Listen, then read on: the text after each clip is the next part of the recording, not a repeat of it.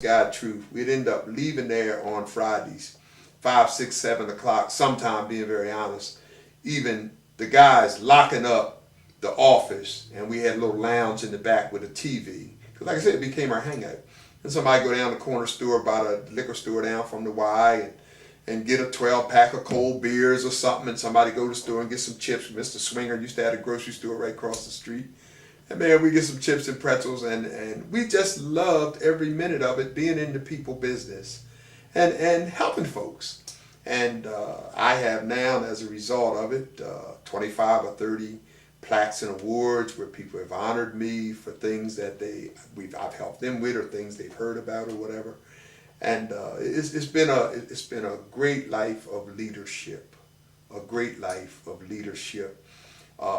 Very depressed about it every once in a while now as I look at this new modern day leadership, clergy, and elected officials, black elected officials, black. And I want to emphasize them because back in the day, and one of those that was a strong supporter of mine and my dad's and Al and all of us was with us almost every day as well, was Arthur Skinny Wilson, who the longshoreman is named after. Skinny was president of the ILA for years and years till his death. And Skinny was one of us, and Hicks was one of us, and we had some fighters. Reverend Moyer was one of us. Reverend Moyer used to be president of NAACP years ago. And that's what first caught my eye and interest with NAACP. They were doing a demonstration. Reverend Moyer wasn't the president at that time. I think it was Roy Wagstaff, who worked for DuPont Company. But anyway, I was just happened to be uptown on Market Street, and I seen this demonstration coming down the street with this black cardboard coffin, and it was NAACP marching down Market Street with their theme and signs, "Bury Racism." And I remember that like yesterday because I joined the march. I'd never been in no march or any of that. And I joined the march as one in the number, just marching on down Market Street in support of NAACP and what they were doing.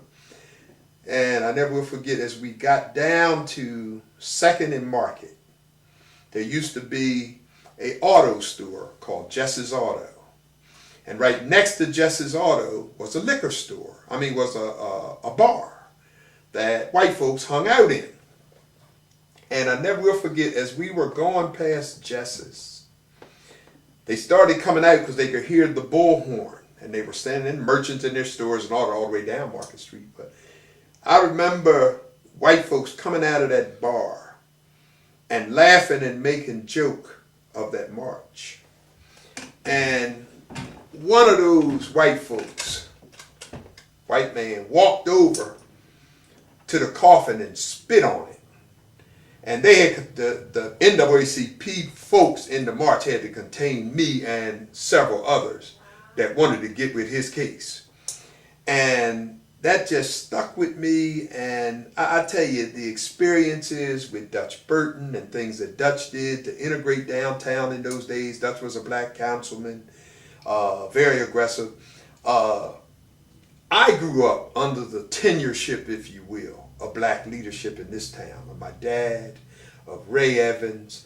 Al and I come along together. Al was out there raising hell about Chrysler and all that and doing some damage with Chrysler by way of racial things going on. Just as I was doing with the Watchdog Committee, fighting Housing Authority, the Wilmington School Board, whoever it was, Delmar Parent Life, we were there and we were involved in that. So we were all over the place. But Al and I kind of met, and it's funny how he and I met. I don't know if you want all this on tape, but it's interesting. Al Plant and I used to hear this Al Plant on the radio, on the talk show, raising hell about Chrysler or one thing then another. Never knew Al, okay? And Al knew me. I never knew Al. Because back during them days, I had a TV show on Channel 2 with Rollins or whatever it was. So I came on every Sunday, or Channel 5, 18, whatever they changed up to be. So I was on the TV well before Al, plus I was all over the newspaper. And every once in a while, I'm hearing this guy, Al Plant, call up and raising hell about something in Chrysler and yada, yada. Demonstration, he's calling all this and that, but I've never gone. And this is interesting. up at 26 and Governor Prince, right across from McDonald's and the Northeast Auto Body Shop. At that intersection, I'm going north, and so is Al. Al had a little yellow Chevy with a green top. And we both approached that red light together, and we're sitting there. In the summertime, we got our windows down. I don't know this cat from a can of paint. He hollers over to me, "Hey, Junior, good job. Keep up the good work." And I say, "Thanks," and I recognize the voice. And I said, "Are you Al Plant?" And he said, "Yeah." And he busted out. I said, "Man, pull over." At that time, me and Al connected and became very good friends, and we run together and all that, and into the General Assembly and whatnot. But the older guys, I've never seen of old school elected officials, black leadership. They did not allow for the snowballing to go on, and the kind of games that the power structure, the corporate people, the chief executives, the mayor, governor, or county executive. They did not allow that to happen. They would take them to the mat. They didn't give a damn who they were.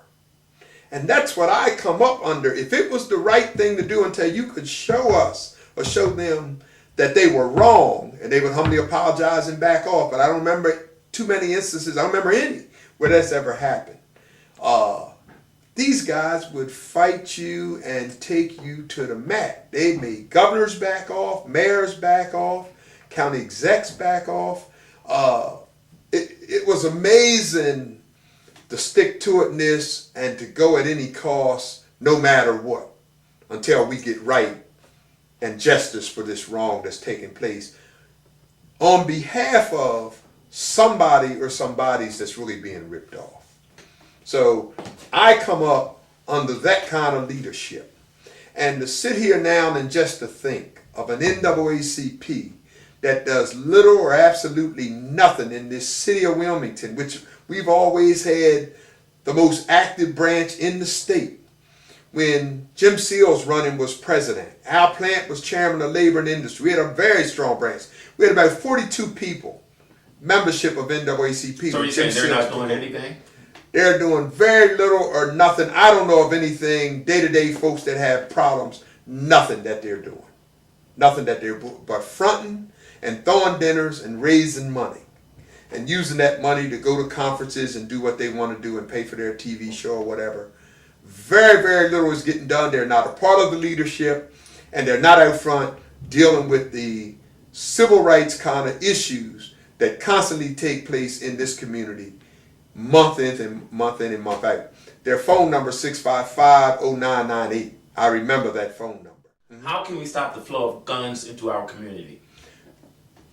You will not stop guns. You will not stop the drugs. You will not stop babies having babies, high rate of dropout. Cleve put it all in the same bag. They're equally as important. You will never stop it if you don't get the leadership to, one, stand up and have some courage, to fight back at the system that creates a lot of this stuff. The bad guy that does the harm with a handgun, kill, shoot, rob, steal, whatever he does. The bad guy, that element. They don't buy them over the open market from a gun dealer. They get them on the black market. This is not going to control the black market. So you can pass all the tougher gun laws you want. But the bottom line is, as long as I can go get one, I can go out and run across town and come back with a handgun and some ammunition. What good did all that do? Absolutely nothing. So do you believe that majority of our guns are black market guns more so than being manufactured in the United States of America? Well, they could be manufactured here. They could be manufactured in China or Wang Chang Chu. That's not the issue, where they're manufactured. The issue is they come into the state of Delaware, into New York, and other states. There's a black market that market those because it's a supply and demand for underground. You see, the Uzis. the what do you call it, the Uzis and the guns and rifles now that some of the drug people are using. They're more equipped than our law enforcement officers are. The laser beams and all this that these folks got. So a bottom line is, again, they get it from the black market. So how does all these laws correct that? It doesn't. It doesn't. The bottom line is, and I realized this long ago, Clee, you can't stop someone who wants to be violent, who wants to take a gun and go shoot a person or people. You can't stop them from doing that by way of laws, by way of threats. You can't do it. If you don't do things to deal with those categories, that's going to get that individual that does that to change his attitude. If he changes his attitude, he's not going to want to do these things. He's not going to want to carry a gun on his person. He's not going to want to own a gun for fear of if the police come and find it in his home or on his person or whatever, in his automobile, he's automatically going to end up get arrested and going to jail. We got to change the attitudes. Well, and we, the leadership, have to work collectively to find ways to do that. Do you think that more drugs flow into the urban areas more so than the white areas? That's something that I would say I don't believe it does. I don't believe it does, number one. We have the influx of ours, but they have the influx of theirs. Our folks are chasing heroin, crack cocaine. They're chasing powder cocaine. Okay? The disparity of the sentencing over crack cocaine versus powder. 5 grams, mandatory, whatever, 3 years, whatever, for 5 grams or whatever, over. And you got to have, I remember Jesse saying some years ago, 500 grams of powder cocaine to get the same kind of prison incarceration. So again, is some laws need to be changed and things need to be affected. But the bottom line is, we got to work together to find ways to change the attitude of the perpetrators who do these things. And we got to make them feel good and feel like that somebody really cares, wherever their plight is, whatever they did, and how many times they stumbled and whatever, and have been incarcerated, and now they're home. Reentry. What the heck is it really doing with that, with millions and millions of dollars that's being spent on reentry back to the community? What is it really doing? It almost has a lot of these folks, when they come out because they have nowhere to stay, mom don't want them, girlfriend don't want them, girlfriend living in public housing or Section 8, they turn around and catch them there. Right away they violate Section 8 lease, and the girlfriend and babies is put out. You see what I'm saying? We got to look at the whole picture. We got to make them feel that we truly care about them. We got to make sure that this stimulus dollars that was to create employment includes felons. Once a felon, always a felon, and you can't even get a job. We got to create jobs to pick up the bulk of these folks that are felons that are out here doing drugs, carrying the guns and everything else, that's perpetrating all this crime and havoc on our community and on society. We can, if it's enough of us with an organized effort, we can change anything. We change